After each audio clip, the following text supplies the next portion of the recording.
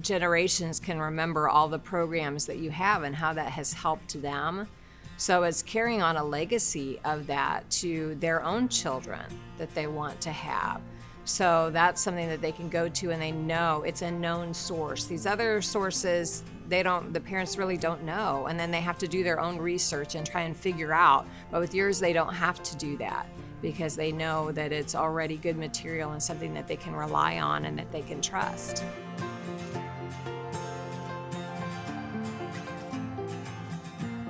Well, I've been in the community about 20 years. I came from California.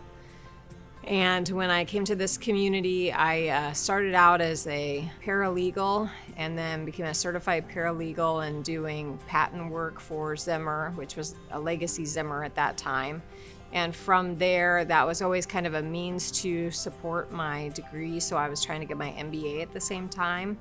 So at that time, I started working at our community foundation and did all of our scholarships, our grants, our Lilly program, our Keys program. And all of that was great because that built a whole foundation for what I'm doing now.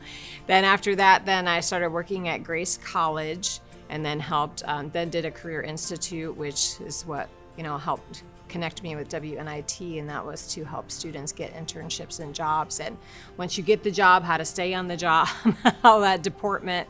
From there, I went to Operation Read, and I had served on the board, and actually I had started getting interested in Operation Read, which was Kosciuszko Literacy Services, when I worked at Zimmer.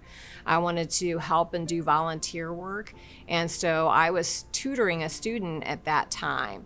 And I really loved it. I love reading, so that was a good segue for me, and then ended up being on the board, and eventually ended up being the executive director, the CEO of Operation Read.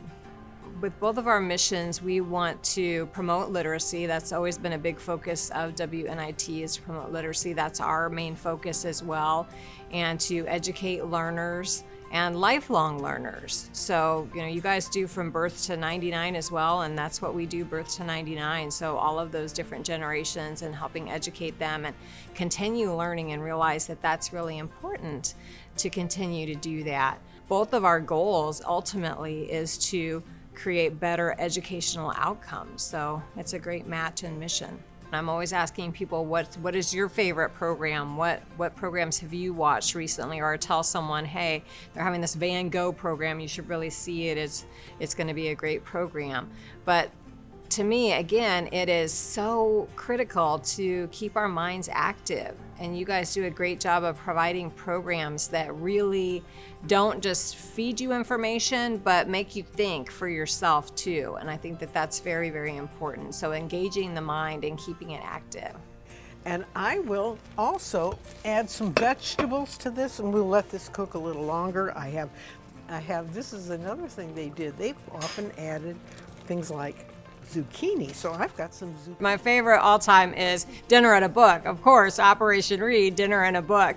But I started watching that way back when Gail had a male co-star with her.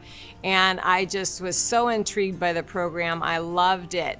But to me, it brings the book that you're reading to life in a really unique, neat way, because it's very tangible.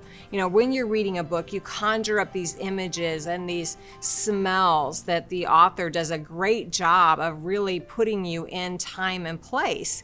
So you are going along them in this book. So then to have this show, Dinner and a Book, that takes that a little step further and says, hey, remember how this book evoked all of these feelings and emotions? Let's put them on a plate and let's talk about the book while we're doing that. So it was just such a fun way of being able to look at a book in a different way, make it tangible and make it fun and come to life.